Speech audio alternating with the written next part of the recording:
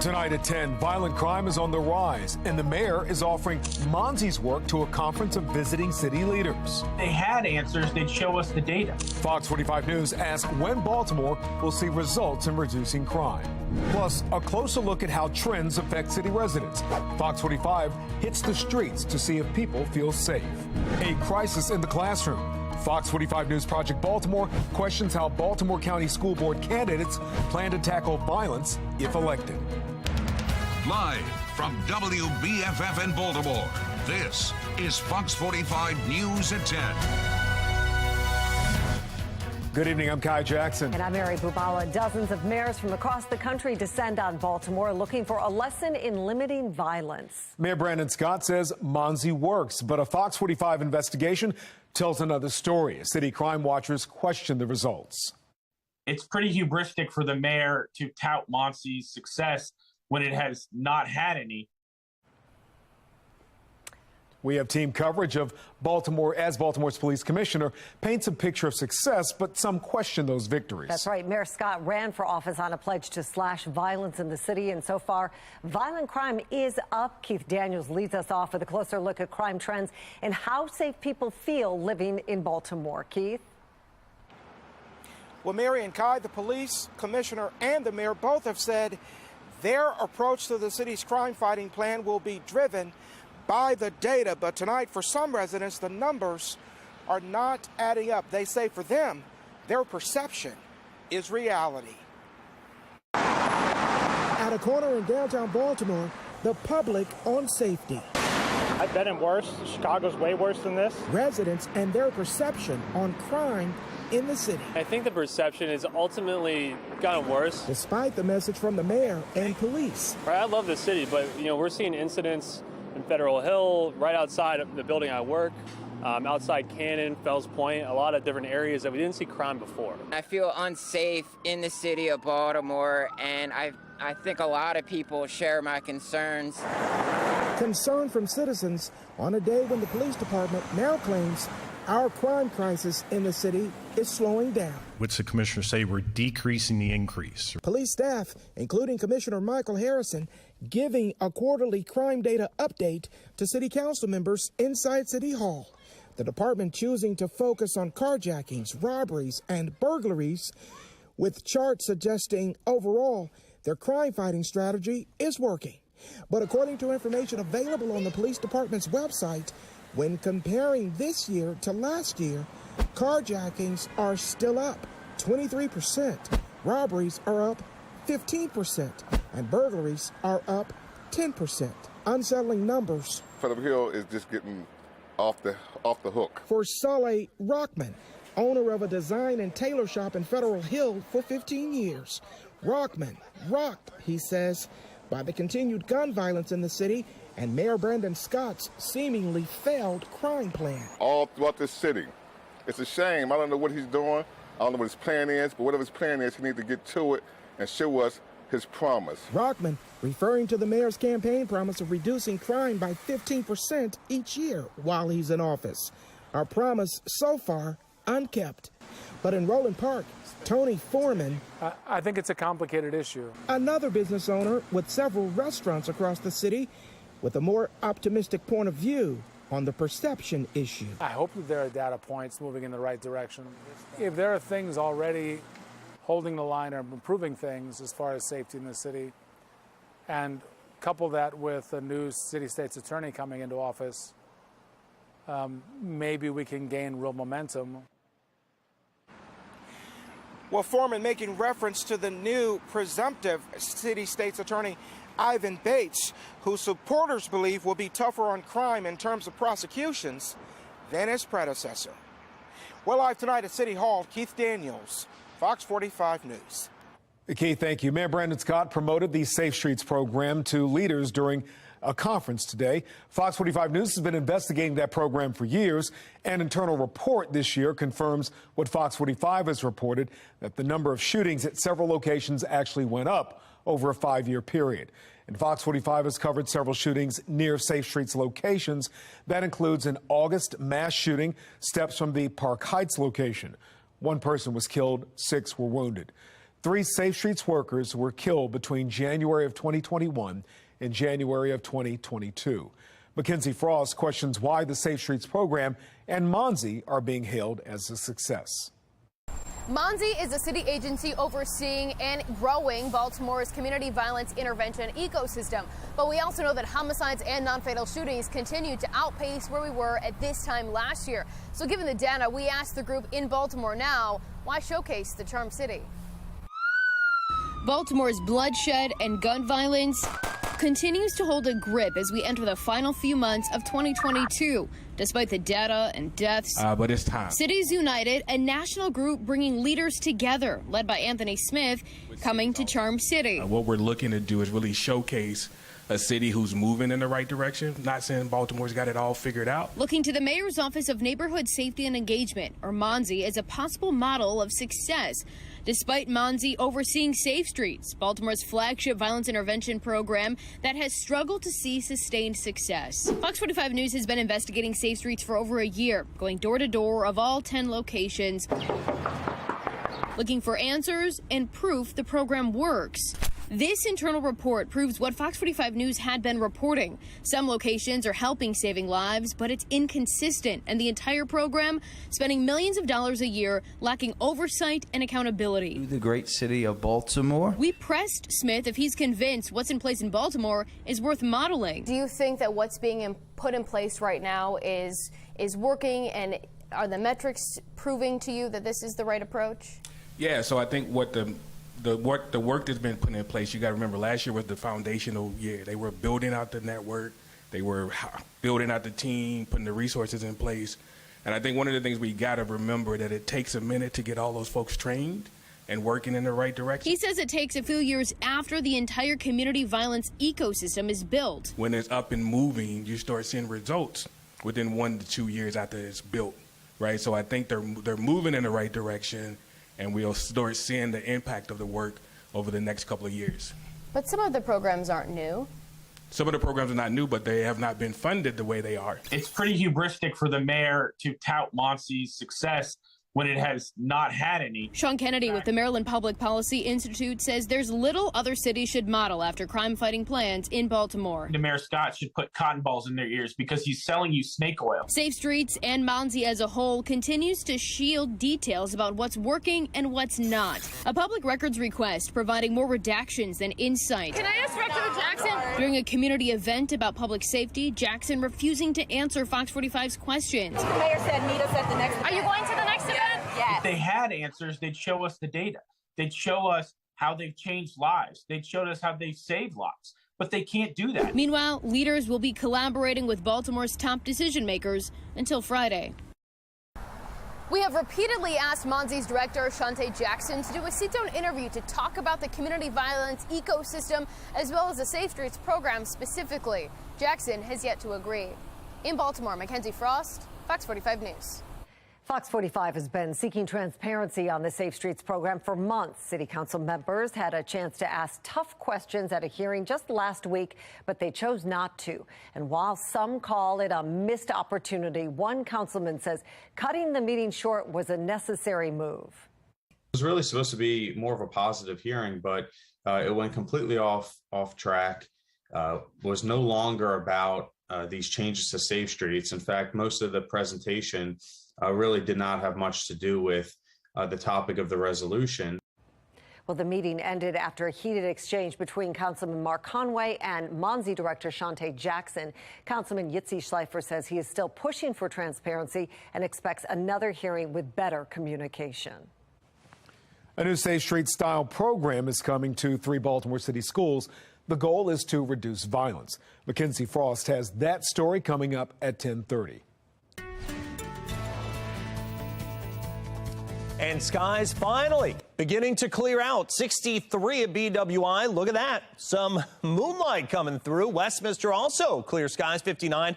And the Toyota East Inner Harbor Skycam looks a lot different than it looked last night at the same time. No more of the clouds, no more of the fog, no more of the drizzle. That's all moving east. And it's kind of a crisp morning tomorrow morning, starting in the 40s to near 50, right around 50 east into Denton. Big change in the way you're going to have to dress here. Going to need those jackets and maybe some sunglasses as well. Upper 40s, Laurel all the way up to Gaithersburg and Frederick. I'm going to let you know exactly how you're going to have to dress. It's going to change through the day. That's coming up in my Weather Authority forecast in a couple of minutes. A cold case, 14 years in the making, and tonight the parents of Annie McCann are fighting for closure as to how she died. McCann's body was found behind a dumpster in southeast Baltimore. Her death originally ruled a suicide, but her mother and father are casting doubts. Fox 45's Jeff Abel joins us live with an update on the investigation. Jeff? Well, next week will mark the 14th anniversary of Annie McCann's death, and her parents now have a shelf full of evidence which they say proves their daughter died at the hands of a killer. It comes up every morning and every minute of every second of every day. Every day for 14 years, the parents of 16-year-old Annie McCann have struggled with the loss of their daughter. It's piercing every day, okay? And what's particularly acutely piercing is that her murder has never been investigated. It was Halloween morning 14 years ago when Annie McCann and the family's white Volvo vanished from their Northern Virginia home. 2 days later, her body was discovered behind a dumpster at Baltimore's Perkins Homes. The medical examiner determined that the teen had died from a toxic dose of lidocaine, a chemical found in medications like Bactine, which Annie routinely used. She used the Bactine for months, daily, okay, for her newly pierced ears. Me too. Police ruled the case a suicide, but the McCann family wanted detectives to dig deeper. We came to realize they weren't doing anything. So that's when we hired private investigators. A string of outside investigators found reason to question detectives' findings. He said, overall, I find this investigation to be totally substandard. This is not a suicide and unlikely an accident. It is a homicide. The McCann family has spent 14 years calling on police, mayors, governors to examine what they've examined. But so far, police have stood firm. But the Baltimore Police Department did a thorough investigation into this, and there was no evidence of a murder. Yes, we're broken. It's really hard, but we're broken. Annie McCann would be 30 years old if she were alive today, but her parents may forever be haunted by her mysterious death and a justice system which they believe has delivered little justice. If we had 1 child or 30 children, it doesn't matter. It's our child. It's our gift from God. And we have a right to know. And if we have the ability not only to help Annie, but to help others, that's our duty. Well, a spokesman with the city police department tonight tells us about this case. There is nothing new. We are live tonight. Jeff Abel, Fox 45 News. Still ahead on Fox 45 News at 10 o'clock tonight. Project Baltimore sits down with candidates for the Baltimore County School Board. What they say can't wait when it comes to school violence. The Safe Streets model is the inspiration for a city school safety pilot program. Fox 45 News presses the mayor's office for answers on how violence interrupters would work inside schools. And Fox 45 News follows firefighters who tag vacant homes in the city on the verge of collapse. Why it took a decade to restart a program that could help save lives.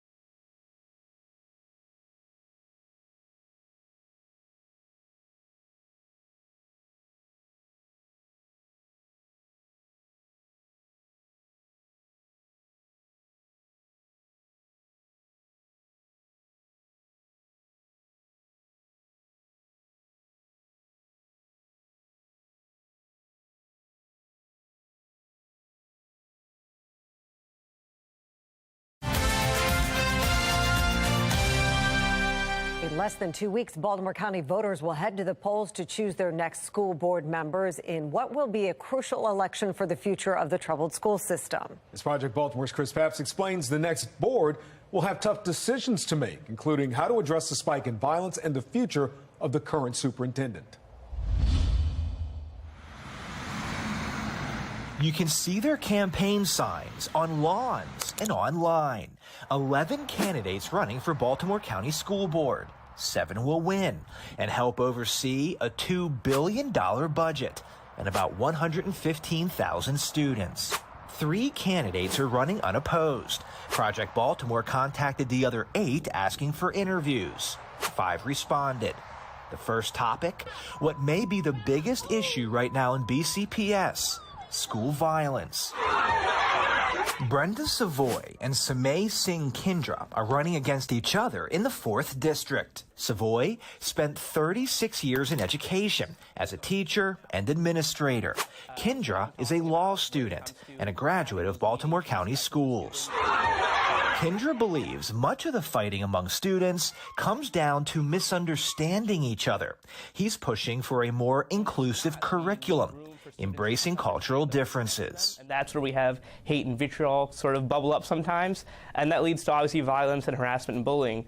And so I think really, as part of my vision, I really envision us focusing on a diverse curriculum. His opponent, Dr. Savoy, on the other hand, wants to tighten up security. She favors installing metal detectors in schools while adding school resource officers and counselors to stop the violence before it happens. Children need a place where they can go and vent. A lot of children are being bullied, picked on for various reasons, and they just need a place to go and talk to somebody. Corey Coons, a small business owner, and Robin Harvey, a social worker, are running against each other in District 1. Coons says the rules for student discipline are already in place, including suspensions for violent students. But he says not all schools are enforcing the rules. They're children. If they see one child goof off and not get in trouble, that's just going to lead them to also goof off and not get in trouble. His opponent, Harvey, says schools need to be more focused on interventions to teach students self-control and good decision-making. She points to the impact violence has on students who are trying to learn. Children can't learn if there's chaos and confusion and violence in the schools. They can't be focusing on their education when they're concerned about their safety. The 5th candidate we spoke with was Maggie Dominowski, a businesswoman and mother of 3 Baltimore County students. She is running in District 3. Her opponent did not agree to an interview. Dominowski's approach is to remove the problem.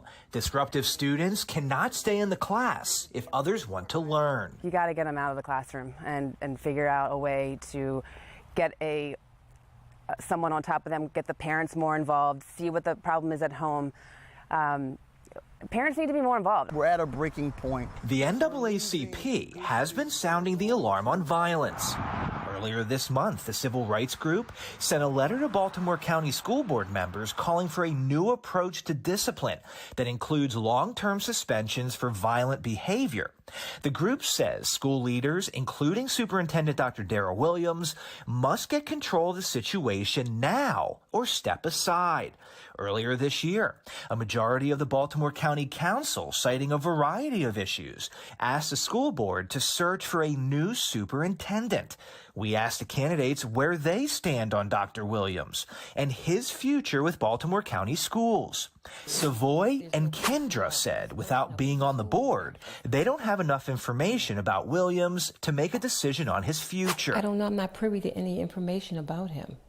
I know that there are a lot of problems in Baltimore County schools. I think from an outside perspective, it's hard to do, hard to make that decision until you're in that position. Harvey feels the same. But I think it would be a little irresponsible of me to just, based on what I'm hearing, make that kind of decision. But Coons, Harvey's opponent in District 1, is taking a stand. He says it's time for a new superintendent. I don't know that I see an overall vision for where BCPS is supposed to go or responsive enough action to accept fault with where it is going. So I would be in favor of a replacement, yes. Dominowski agrees. He needs to do a better job. And if he's not going to do a better job, then somebody needs to step up and take his place. During our interviews, we asked the candidates about a number of challenges in the school system: improving student performance, controversial curriculum, and transparency. Their answers to those questions coming up on Monday. I'm Chris Pabst, and this is Project Baltimore. Debate night in Cecil County, the top issue on the minds of both candidates running for the only congressional seat held by a Republican in Maryland. And after a contentious debate in the Keystone State, voters are split on picking a next senator, why one side is attacking the other candidate's fitness for office. And after rain slickers, raincoats, umbrellas, we're going to have a change in how you have to dress for tomorrow as the sun comes back and the clear skies move in overnight. Take a look. You're going to be dealing with potentially some heavy jackets in the morning, long sleeves as we head towards the end of the day, and sunglasses all day long. So make sure you write your kids' names in the back of their jackets there. They might take them off and not bring them home from school. Don't want to lose those. Temperature is going to be moderating through the 60s next few days. Drying weather. Going to let you know if that holds for Halloween. Brand new planner coming up.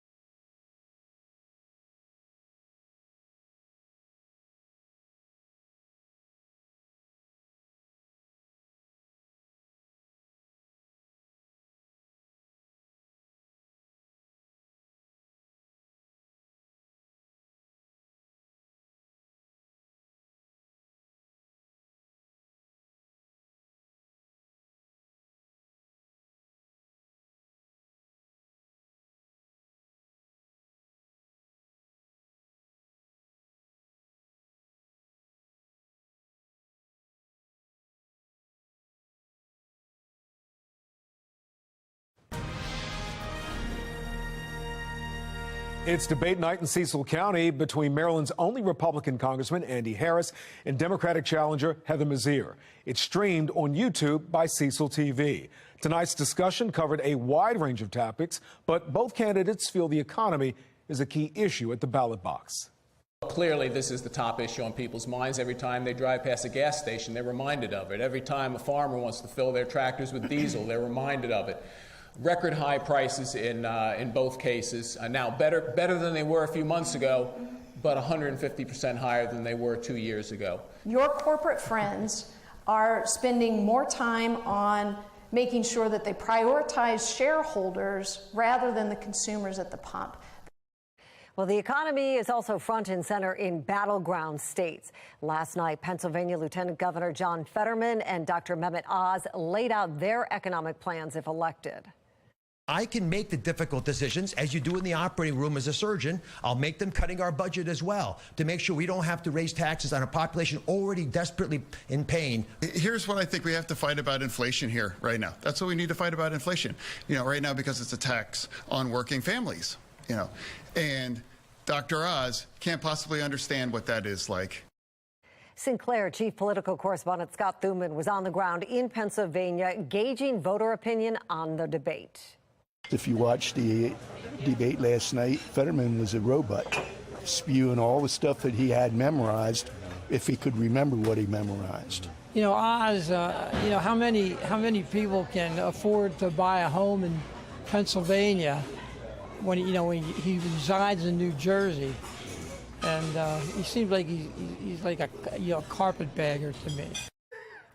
The Oz campaign has also raised concerns about Fetterman's recent stroke, saying that makes him unfit for office. Coming up on the late edition, a look into how voters feel about Fetterman's recovery. Worth noting, New Mexico Senator Ben Ray Lujan continues to serve after he suffered a stroke in January. And be sure to check out the Fox 45 voter guide for all of our reporting on the upcoming general election. Point your camera to the QR code on your screen. That will take you to foxbaltimore.com/vote2022. And years later, a plan to alert firefighters about vacant homes returns. Why the hiatus spanned a decade and the progress made so far. Mayor Brandon Scott unveils a new violence intervention plan for city schools. How it's similar to another crime reduction effort. And a popular cleaning solution pulled back by Clorox. Why Pine Sol is now a no-go for household cleaning.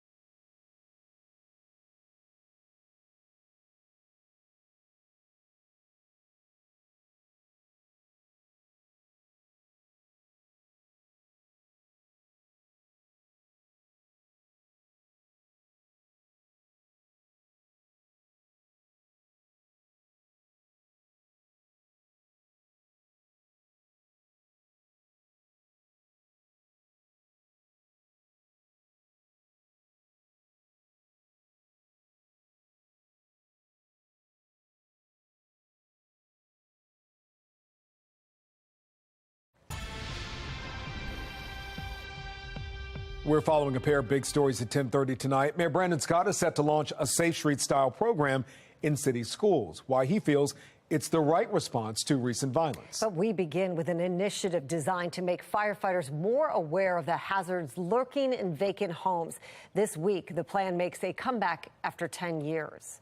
Having these markings on the building gives us a little extra sense of saying, hey, we need to slow down just a bit. reevaluate once we get in there and make sure it's safe for us to actually proceed. Baltimore City is once again marking unsafe vacant homes in an effort to keep first responders safe. Fox 45's Maxine Stryker followed along with them today as they tagged homes and questioned why it has taken them nearly a decade and a tragedy to start doing so. Baltimore City is home to nearly 15,000 vacant properties. It's been like it's too long, and no one has done anything about it. Entire streets left boarded up, and trees are literally growing out of homes. You got the houses down there that y'all looking at here on Booth Street. A tree in the middle of it. A tree growing out of the house over here. The appalling abandonment has neighbors like Lynette Copeland worrying for their safety. It's really dangerous because you have a lot of people that go in there and do their drugs. Of course, you have the poor animals that goes in there, and then people go in there. But the crumbling foundations are not only a danger to the community, they're even more of a hazard to our first responders. We just had a collapse. Mayday, mayday, mayday. It was January 24th of this year when 3 firefighters, Lieutenant Paul Buttram, Kelsey Sadler, and Kenny Lacayo, lost their lives after a vacant row home on Stricker Street collapsed in a fire.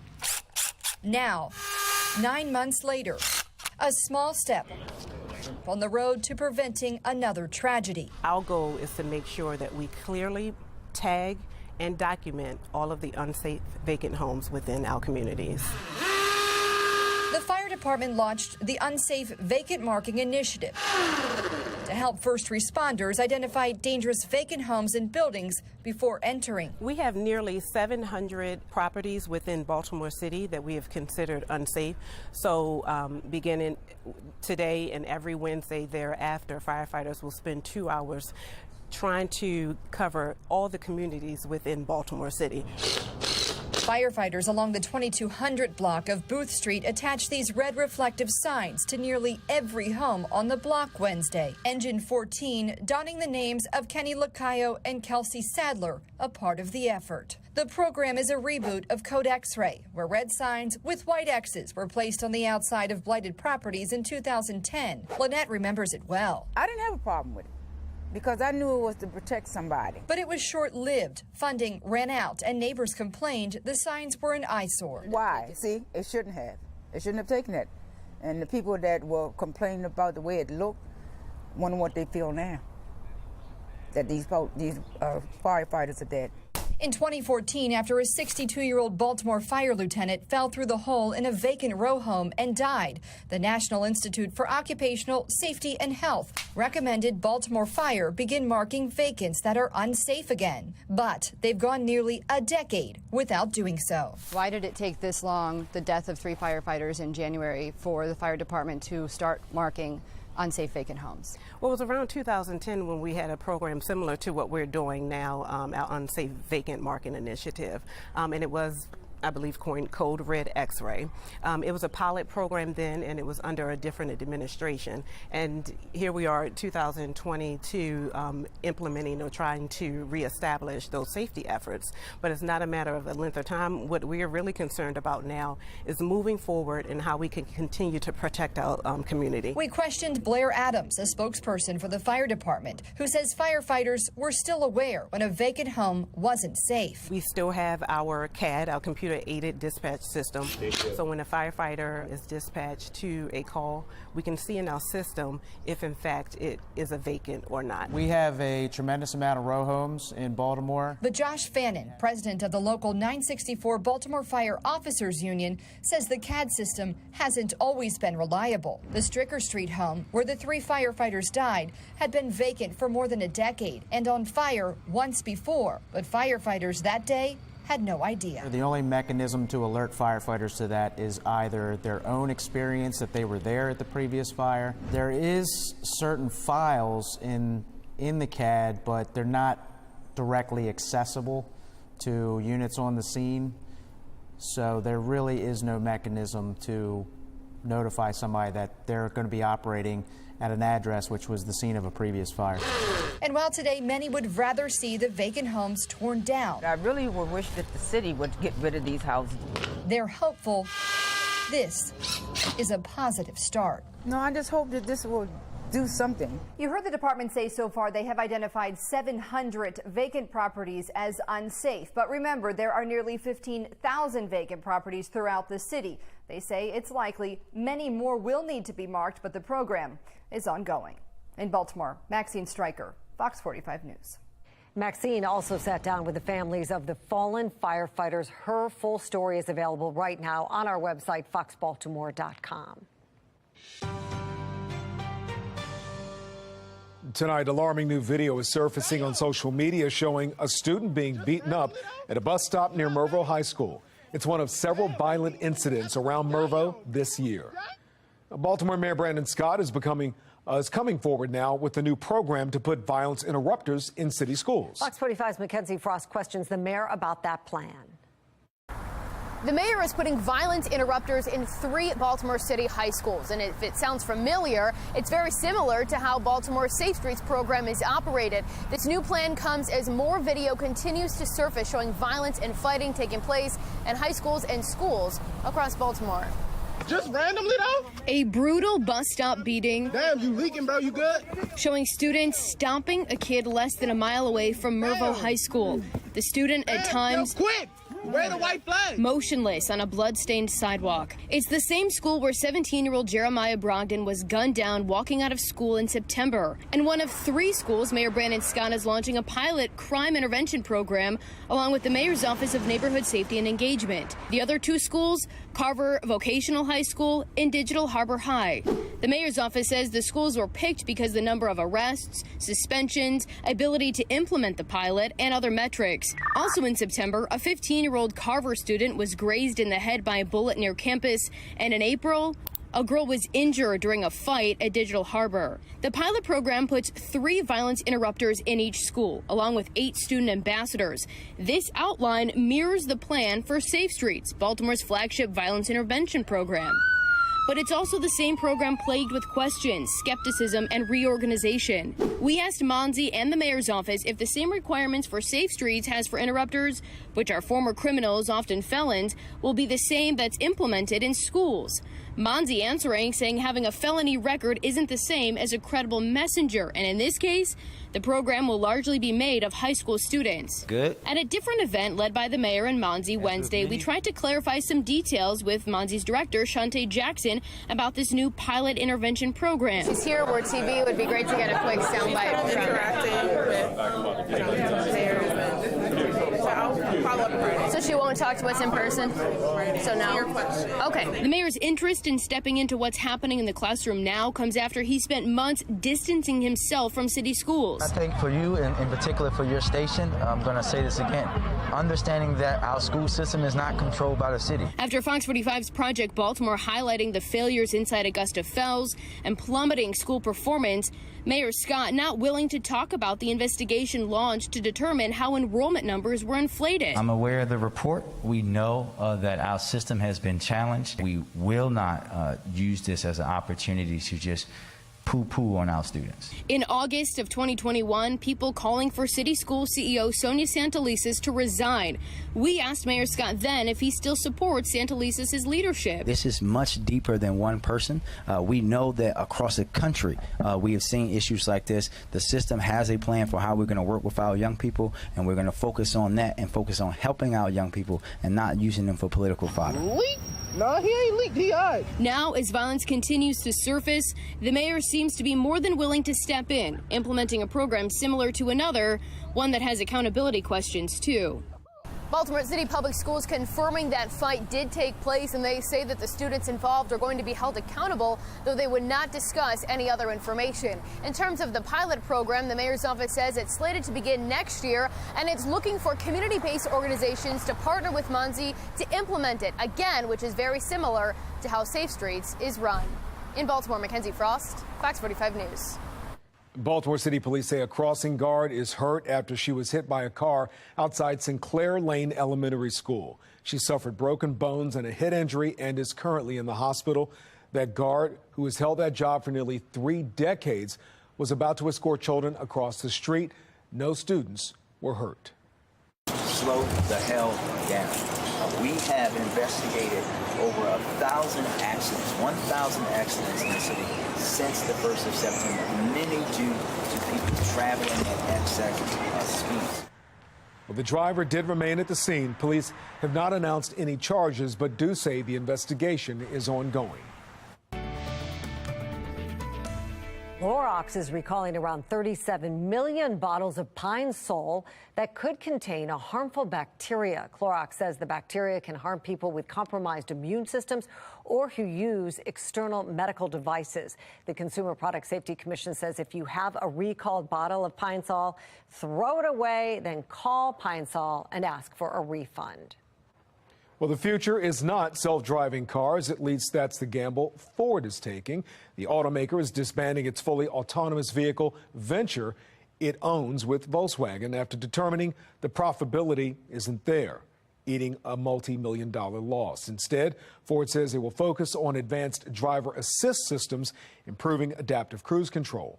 As for the 2,000 employees in the venture program, well, many are expected to be hired by Ford or Volkswagen. Democrats on defense? I'm Christine Frizzell with a closer look at some blue state races and what we might learn from them. Police say it was suicide. Her parents think otherwise. The controversy surrounding a 14-year-old cold case. And after days of rain and drizzle and fog, will we have outdoor recess tomorrow? I'd say the answer is yes. Just a light jacket or a sweater, sunshine, temperatures in the 60s, a good breeze. I'm going to let you know when rain could come back, though. We're going to plan it out hour by hour through your Halloween forecast in my Weather Authority forecast.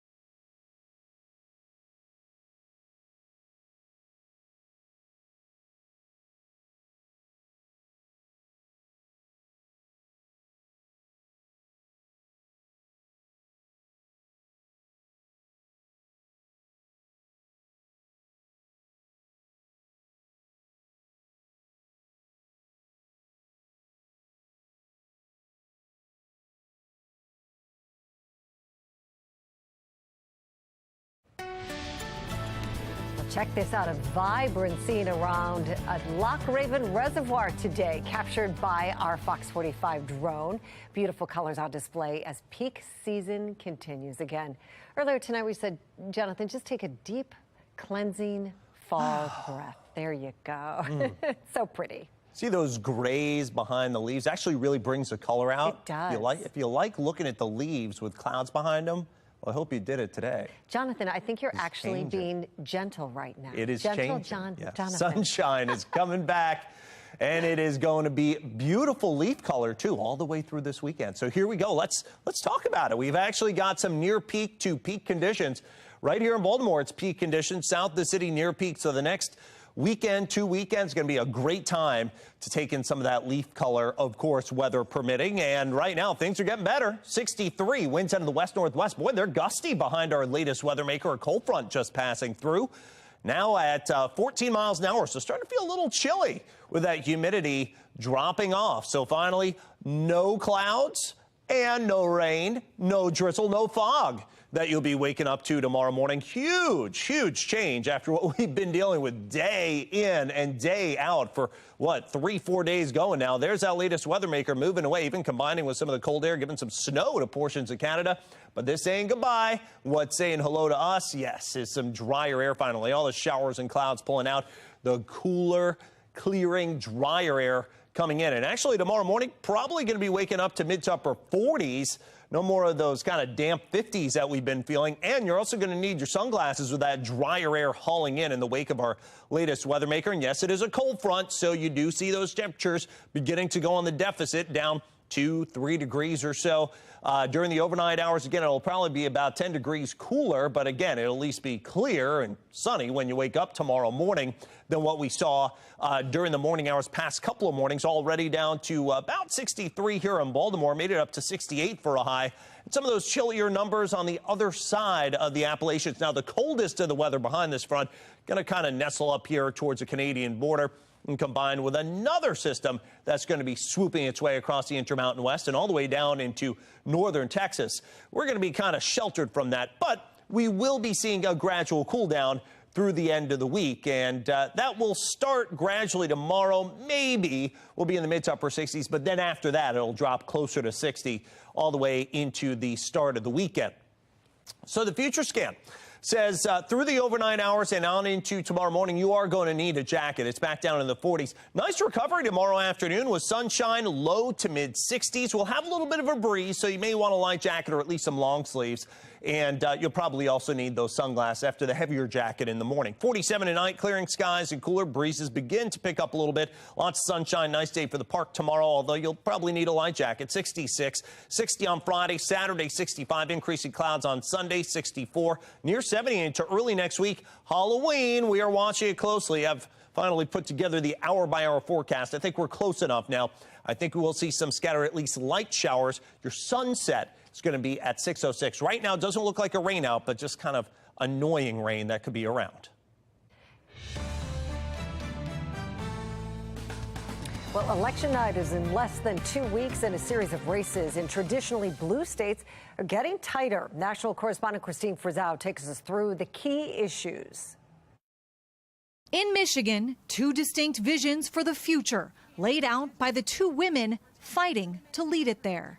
This is about all the women and girls in our state. This is about the ability to have bodily autonomy. But it would be the most radical abortion law in the entire country. The issue of abortion rights had been one Democrats were hoping would push them over the edge in close races. The Democratic Party made a big mistake obsessing over abortion. Part of the reason for that is there was an illusion that it was working. Pollster and political analyst Scott Rasmussen says during that time, gas prices had also started to fall, which may have had a bigger impact. Polls showing abortion rights appears to now be overshadowed by issues surrounding the economy and inflation. You are solely responsible for the $1.9 trillion package that got passed in March of 2021. Senator Bennett arguing the energy crisis and supply chain issues are not because of White House policies, since they're impacting the entire world. And if you just pick up a newspaper, what you'll see is Canada's got the same inflation we have. The EU's got the same inflation we have. The UK has the same inflation we have. That argument not sitting well with all voters, says Todd Belt. The Biden administration's attempts to try to explain how their policies are going to help people really don't have much of an effect when people go to the grocery store a couple times a week or pass those big numbers on the highway. It's a fact he says is putting Democrats on defense, even in some blue states. While in 2020, Donald Trump only lost Michigan by 3 points, he lost Colorado by 13 and New York by 23. A state now seeing a surge in some crimes, another vulnerability for Democrats. You got people who are afraid of being pushed in front of oncoming subway cars. They're being stabbed, beaten to death on the street with hammers. While polls still have the Democrats ahead in these 3 states, political analysts say seeing them narrow is emblematic of some of the political headwinds they're facing nationwide. In Washington, I'm Christine Frizzau. Well, an up and day down on Wall Street. The Dow jumped slightly while NASDAQ and S&P 500 both took a dive. Meanwhile, prices are at the decline at the pump. The average price per gallon is $3.67, a 7-cent drop from this time last week. But red flags are popping up in the housing market. Prices remain high, even as demand for mortgages reach a 25-year low. According to real estate experts, it's a simple supply and demand issue. The home sellers, many homeowners across the country, they have locked in at that low 3% mortgage rate, and they don't want to give that up. Consequently, we are not seeing inventory popping out strongly. The Fed says it'll take up to a year to see the full effect of inflation and higher interest rates, but a bounce back in the housing market could be a predictor for the economy as a whole. Well, city residents say they're seeing crime in places they've never seen it before. The growing concern over violence prevention plans coming up short. The Ravens will be without one of their top defensive players Thursday night against the Bucs, and there's a chance he is not the only one who's playing and who might not. Coming up next.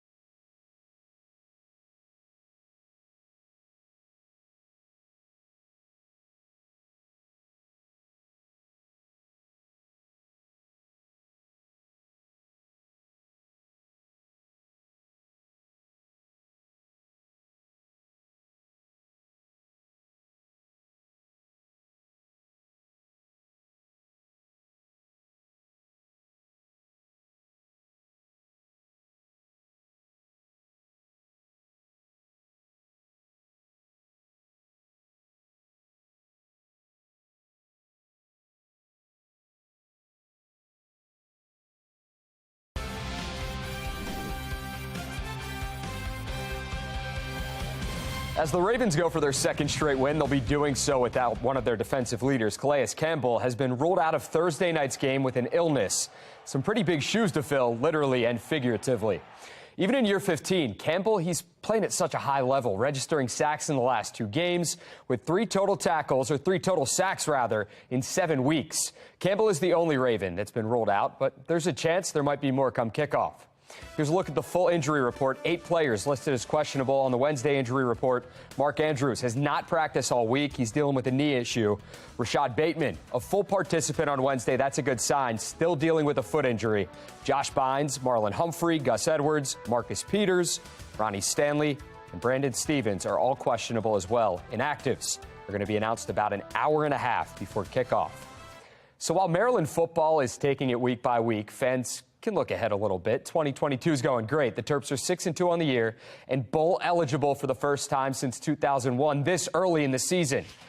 The Big Ten has finalized Maryland's 2023 schedule. The Terps host Towson September 2nd for their season opener. Then Virginia, the 16th. First road game, that's September 23rd against Michigan State.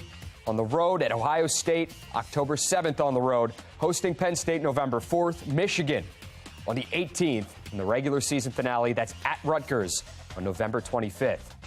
Coming up tonight, what the Ravens and Bucks are saying ahead of the Thursday night showdown. Plus, we're talking Maryland basketball when Sports Unlimited returns.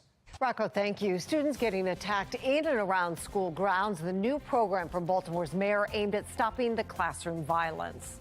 The Baltimore Symphony Orchestra bringing the holiday spirit, how you can enjoy world-class Halloween-themed music this weekend.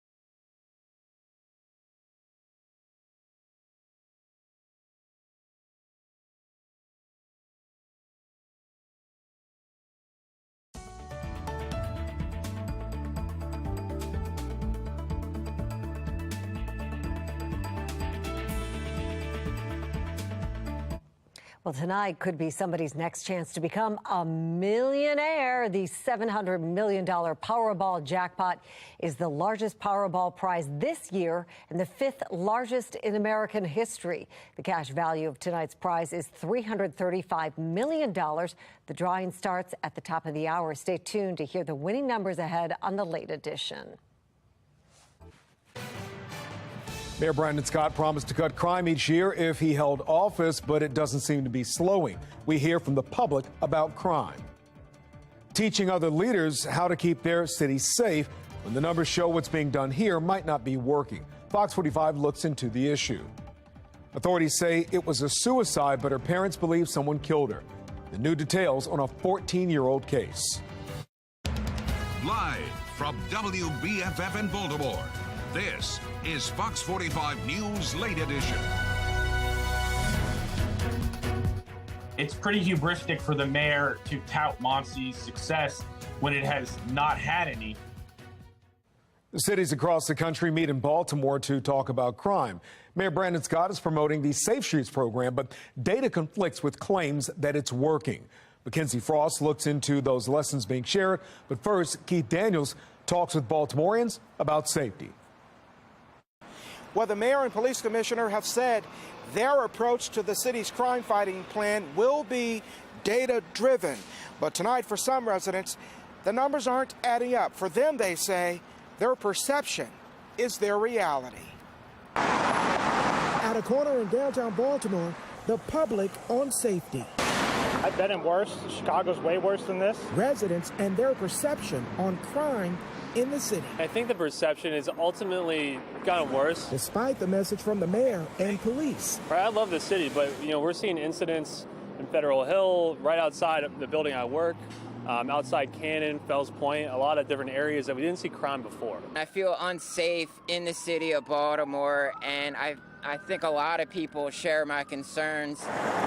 Concern from citizens on a day when the police department now claims our crime crisis in the city is slowing down. What's the commissioner say? We're decreasing the increase. Police staff, including Commissioner Michael Harrison, giving a quarterly crime data update to city council members inside City Hall. The department choosing to focus on carjackings, robberies, and burglaries, with charts suggesting overall their crime-fighting strategy is working. But according to information available on the police department's website, when comparing this year to last year, carjackings are still up 23%, robberies are up 15%, and burglaries are up 10%. Unsettling numbers. Federal Hill is just getting off the hook. For Saleh Rockman, owner of a design and tailor shop in Federal Hill for 15 years. Rockman rocked, he says, by the continued gun violence in the city and Mayor Brandon Scott's seemingly failed crime plan. All throughout this city. It's a shame. I don't know what he's doing. I don't know what his plan is, but whatever his plan is, he needs to get to it and show us his promise. Rockman referring to the mayor's campaign promise of reducing crime by 15% each year while he's in office. Our promise so far unkept. But in Roland Park, Tony Foreman, I think it's a complicated issue. Another business owner with several restaurants across the city, with a more optimistic point of view on the perception issue. I hope that there are data points moving in the right direction. If there are things already holding the line or improving things as far as safety in the city, and couple that with a new city state's attorney coming into office, maybe we can gain real momentum. Well, Foreman making reference to the new presumptive city state's attorney, Ivan Bates, who supporters believe will be tougher on crime in terms of prosecutions than his predecessor. At City Hall, Keith Daniels, Fox 45 News. As violent crime continues, Mayor Brandon Scott has been touting the Safe Streets program as a solution.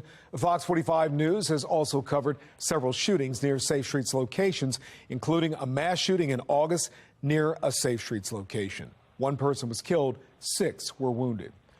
3 Safe Streets workers were killed between January of 2021 and January of 2022. Mackenzie Frost questions why the Safe Streets program and Monzi are hailed as successes. Monzi is a city agency overseeing and growing Baltimore's community violence intervention ecosystem. But we also know that homicides and non-fatal shootings continue to outpace where we were at this time last year. So given the data, we asked the group in Baltimore now, why showcase the Charm City? Baltimore's bloodshed and gun violence continues to hold a grip as we enter the final few months of 2022. Despite the data and deaths, but it's time. Cities United, a national group bringing leaders together, led by Anthony Smith, coming to Charm City. What we're looking to do is really showcase a city who's moving in the right direction. Not saying Baltimore's got it all figured out. Looking to the Mayor's Office of Neighborhood Safety and Engagement, or MONSE, as a possible model of success. Despite MONSE overseeing Safe Streets, Baltimore's flagship violence intervention program that has struggled to see sustained success. Fox 45 News has been investigating Safe Streets for over a year, going door to door of all 10 locations, looking for answers and proof the program works. This internal report proves what Fox 45 News had been reporting. Some locations are helping saving lives, but it's inconsistent, and the entire program spending millions of dollars a year, lacking oversight and accountability. The great city of Baltimore. We pressed Smith if he's convinced what's in place in Baltimore is worth modeling. Do you think that what's being put in place right now is working, and are the metrics proving to you that this is the right approach? Yeah, so I think what the work that's been put in place, you got to remember last year was the foundational year. They were building out the network, they were building out the team, putting the resources in place. And I think one of the things we got to remember that it takes a minute to get all those folks trained and working in the right direction. He says it takes a few years after the entire community violence ecosystem is built. When it's up and moving, you start seeing results within 1 to 2 years after it's built, right? So I think they're moving in the right direction, and we'll start seeing the impact of the work over the next couple of years. But some of the programs aren't new. Some of the programs are not new, but they have not been funded the way they are. It's pretty hubristic for the mayor to tout MONSE's success when it has not had any. Sean Kennedy with the Maryland Public Policy Institute says there's little other cities should model after crime-fighting plans in Baltimore. The Mayor Scott should put cotton balls in their ears because he's selling you snake oil. Safe Streets and MONSE as a whole continues to shield details about what's working and what's not. A public records request providing more redactions than insight. Can I ask Director Jackson? During a community event about public safety, Jackson refusing to answer Fox 45's questions. The mayor said meet us at the next event. Are you going to the next event? Yes. If they had answers, they'd show us the data. They'd show us how they've changed lives. They'd show us how they've saved lives. But they can't do that. Meanwhile, leaders will be collaborating with Baltimore's top decision makers until Friday. We have repeatedly asked MONSE's director, Shante Jackson, to do a sit-down interview to talk about the community violence ecosystem as well as the Safe Streets program specifically. Jackson has yet to agree. In Baltimore, Mackenzie Frost, Fox 45 News. It is a case that's 14 years old. Tonight, the parents of Annie McCann are fighting for closure as to how she died. She was found dead in Baltimore. Her death originally ruled a suicide, but her family never accepted that. Jeff Abel has new details on the investigation tonight. Next week marks the 14th anniversary of Annie McCann's death, and her parents have amassed a shelf full of evidence which they believe shows their daughter died at the hands of a killer. It comes up every morning and every minute of every second of every day. Every day for 14 years, the parents of 16-year-old Annie McCann have struggled with the loss of their daughter. It's piercing every day, okay? And what's particularly acutely piercing is that her murder has never been investigated. It was Halloween morning 14 years ago when Annie McCann and the family's white Volvo vanished from their Northern Virginia home. 2 days later, her body was discovered behind a dumpster at Baltimore's Perkins Homes. The medical examiner determined that the teen had died from a toxic dose of lidocaine, a chemical found in medications like Bactine, which Annie routinely used. She used the Bactine for months, daily. Okay, for her newly pierced ears. Me too. Police ruled the case a suicide, but the McCann family wanted detectives to dig deeper. We came to realize they weren't doing anything, so that's when we hired private investigators. A string of outside investigators found reason to question detectives' findings. He said, overall, I find this investigation to be totally substandard. This is not a suicide and unlikely an accident. It is a homicide. The McCann family has spent 14 years calling on police, mayors, governors to examine what they've examined. But so far, police have stood firm. But the Baltimore Police Department did a thorough investigation into this, and there was no evidence of a murder. If we're broken, It's really hard, but we're broken. Annie McCann would be 30 years old if she were alive today,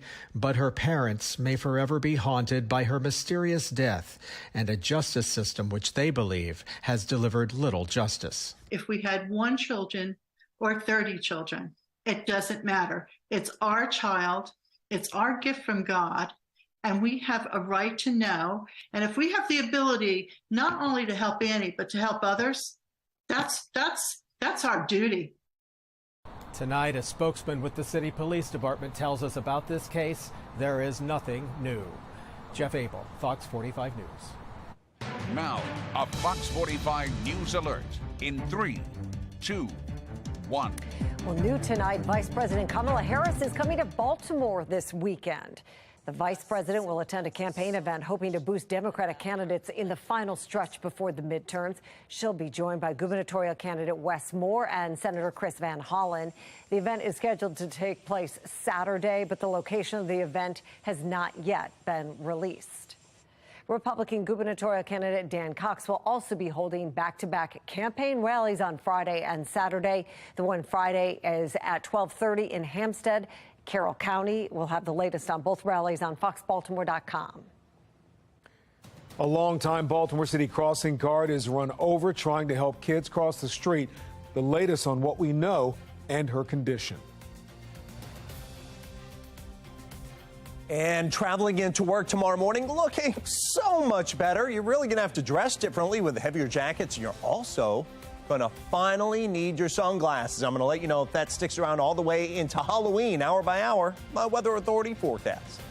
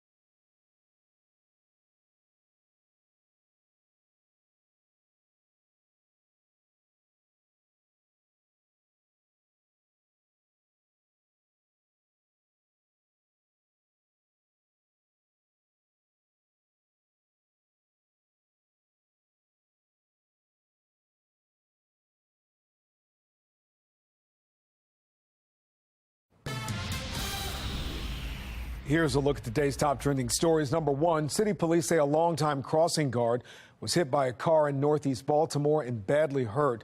The Sinclair Lane Elementary School guard suffered broken bones and a head injury after being hit around 8 this morning.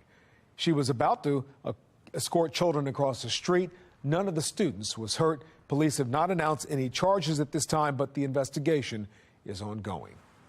Number 2, Care First, Blue Cross Blue Shield, and Johns Hopkins reach an agreement to keep Hopkins doctors in the insurer's network. Negotiations centered on Care First's rate of reimbursement. The existing contract was set to expire in December. Many patients worried they'd have to change doctors. Well, some city schools are dealing with a rash of student fights as the school year just started. the new plan from Mayor Brandon Scott to protect students.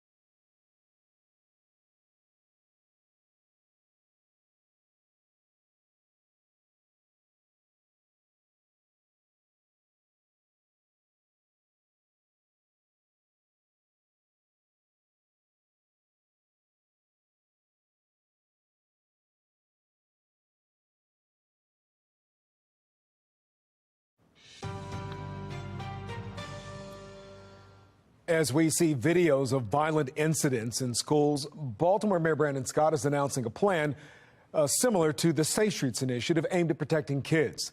Starting next year, a pilot program will put violence interrupters at Mervo, Carver Vocational, and Digital Harbor High Schools. Well, the mayor says those schools were chosen based on recent violence, the number of arrests there. The interrupters are meant to de-escalate violence by demonstrating interpersonal skills and conflict resolution, but it's still unclear who will be brought in to keep schools safe. School violence is also an issue plaguing Baltimore County. A state lawmaker is demanding answers about violence inside Perry Hall High School.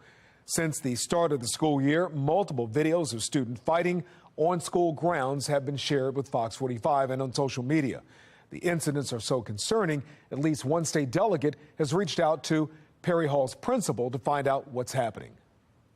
I think we really need a thorough look at behavior policies. They clearly have gotten lax, and students, it seems like they're not afraid of the consequences and repercussions for their bad behaviors. The system's chief of schools says 5 school safety assistants were hired and assigned to Perry Hall this year, in addition to 2 school resource officers. Fox 45 press leadership on how many students have been suspended or expelled. Representatives said that information is not readily available. All right, how is this picture different than the rest? At least the rest that we've seen over the past few nights? Well, you can finally see. There's no drizzle, no wet roads, no fog. 61 right now, big change, and we like it. Mile 1 Tascam's looking good. And the winds out of the west-northwest at 11, actually making it feel almost a little bit chilly at this point. The winds are going to be up a little bit tonight and especially into tomorrow. And this is all courtesy of our latest weather maker, a cold front, which is finally making the push offshore and out of here. So we're losing the clouds, we're losing the rain, and a period of some pretty nice weather coming our way as all those clouds do continue offshore. That cold front slides on through. It's actually slid on through for most of us. And the drier clearing weather is taking the place of all that mess that we've had the past 3 or 4 days. Now for tomorrow, with that drier air in place, we are going to cool down into the 40s likely by early in the morning. And then up into the 60s is where we'll be for the afternoon. So it's probably one of those heavier jacket type of mornings. And then during the afternoon with a breeze, maybe a sweater or we'll say a light jacket or even just some long sleeves. Temperatures are on the fall over 24 hours ago. Now that cold front is rolling through about 2-3 degrees or so over 24 hours ago. And these 60s are going to go by the wayside, give way to those 40s that are out to our west. So it is going to be cooler for tomorrow morning. But don't worry too much. All of the real cold stuff is going to stay well off to our north and west, even though it is a cold front that comes through. We'll probably only drop to the low to mid 60s as we head through the remainder of the week and on into the early weekend.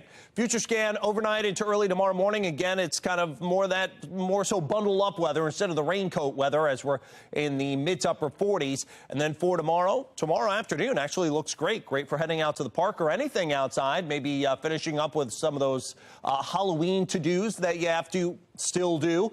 47 degrees, clearing skies and cooler for tonight. It's breezy tomorrow with lots of sun.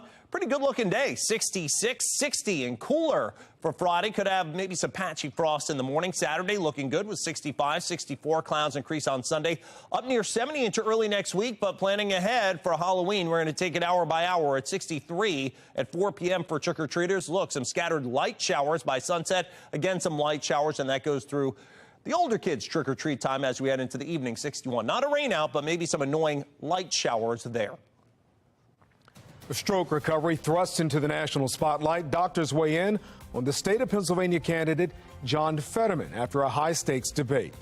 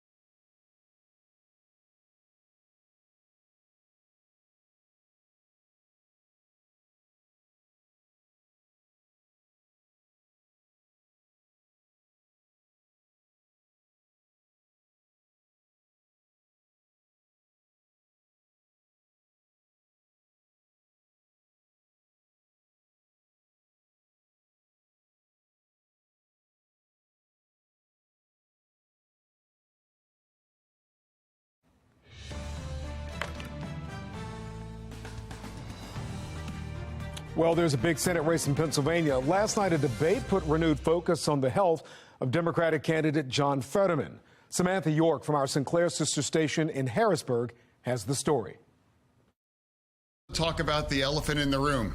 I had a stroke. John Fetterman setting the Senate debate stage right out of the gate, addressing the nearly fatal stroke he had over 5 months ago. I might miss some words during this debate, mush 2 words together, but it knocked me down, but I'm going to keep coming back up. It's because of his stroke, closed captioning accommodations were made, but viewers took to social media, some criticizing his performance. It's about helping young learners, be able to get a better start, getting off in the start of their life, and I do believe that, and I believe a majority of Americans support that as well, too. Very noticeable, the struggles that he had. The format was actually very quick. Other stroke patients go through a very similar thing. They're just not running for office. From a healthcare perspective, we're dealing with what is considered a disability. I am a part of the disability community. I work every day in the disability community. Aphasia affects a lot of folks. Yes, there were some times where he felt like he was disjointed in some of it, but he knew what he was talking about. Medical professionals say auditory processing disorder is common among stroke survivors. Which is why that closed captioning helps. It's that processing of when someone speaks or you hear sound, processing that within the neurons of your brain. Getting the brain to connect a thought to a word. Symptoms can last 6 months to a year or more, depending on the individual. In the old days, we used to think that the brain couldn't repair. Well, now we know that the brain has stem cells in it. Your brain has the ability to rewire itself, to redevelop the skills that you had before. Like all things in politics, it is an issue. Is it the deciding issue? No. If you followed his politics and supported his politics before, I would suggest you're supporting the same man.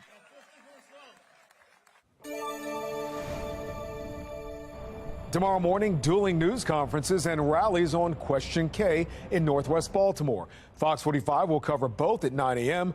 Question K on the ballot allows voters to decide whether the mayor, city council president, and council members will be term limited. For more on that issue, check out our full voter guide at foxbaltimore.com/vote2022. Tom Brady and Lamar Jackson QB their teams for tomorrow's game. The mutual respect the two MVPs share.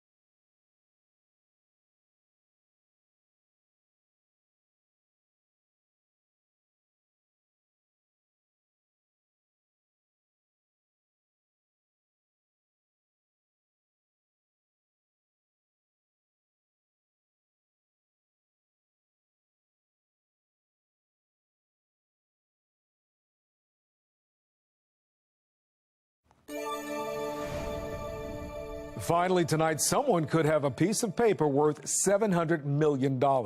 Check your Powerball tickets if you bought one.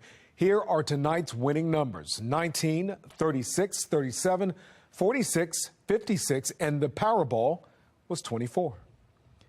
That's all for us on the late edition. I'm Kai Jackson. Here's Rocco DeSangro with Sports Unlimited. Rocco? Yeah, what's going on, Guy? Let me read off the list of unanimous MVPs in NFL history. Tom Brady, Lamar Jackson. That's it. On Thursday night, the two-star quarterbacks will square off for just the second time in their careers. Jackson started the season hot, but has cooled off a bit since. AFC Player of the Month for September, had 3 straight games with 3 or more touchdowns, and broke a few records in the process. As for Brady, he's still the greatest to ever do it. 7-time Super Bowl champ, 5-time Super Bowl MVP, and while a 20-year age gap separates the two, the respect they have for one another, that's mutual. It's Brady. Who want to play against Brady? Well, he the GOAT, man, and like you said, I'm always playing against the defense, not the quarterback, so I'm going into every game the same way, same mentality. Just want to go out there and do what I'm supposed to do to win. I was saying, hopefully I'm next to win the Super Bowl. You got 7 of them, so hopefully that's what I'm next to. That's what I was hoping. He's an amazing player, and he challenges defense. He's has really unique skill set. His ability to, improvise, make plays with his legs, extending plays, and they do a good job with that offense. So they have a good defense. They run the ball extremely well. He's obviously very dangerous with the ball in his hands, and they've got some weapons too. So it's a tough challenge for our defense. We're going to have to play a real complementary game. So Lamar's right. He doesn't play against Tom Brady, but the Ravens defense does. And after a solid performance against the Browns, Mike McDonald's unit will look to make it as difficult on Brady as they did Jacoby Brissett.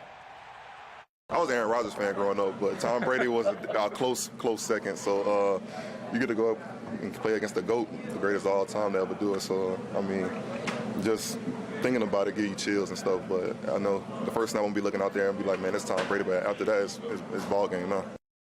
So Patrick Queen and the Ravens defense will face Brady and the Bucs without one of their defensive leaders. Calais Campbell has been ruled out of Thursday night's game with an illness. He's registered sacks in his last 2 games, so his presence will surely be missed. Campbell out, while 8 others were listed as questionable on the Wednesday injury report. Mark Andrews has not practiced all week long. He's dealing with a knee issue.